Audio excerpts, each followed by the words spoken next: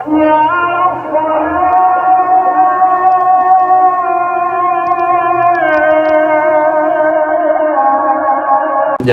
নামাজটা পড়ে আসি, আজান দিয়ে দিচ্ছে।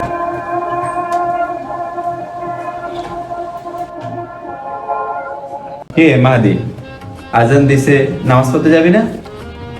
না, তুই যা, আমি পরে বাসায় নামাজ পড়ে নেব, তুই যা।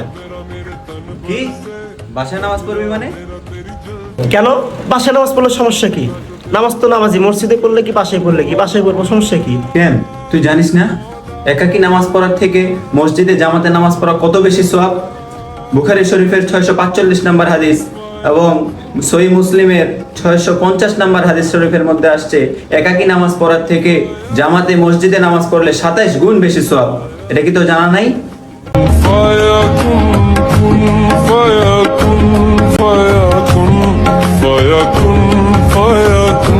আসলেই তো আমি ভুলে গিয়েছিলাম রাসূল সাল্লাল্লাহু আলাইহি ওয়াসাল্লামের সুন্নাত, এই হাদিসের কথা ভুলে গিয়েছিলাম। আজ থেকে ইনশাআল্লাহ বন্ধু আমি জামাতের সাথে নামাজ পড়বো। চল আজকে নামাজ পড়তে যাবো দুজন একসাথে। खतरा मिला जो तेरे दर पर से ओ मौला।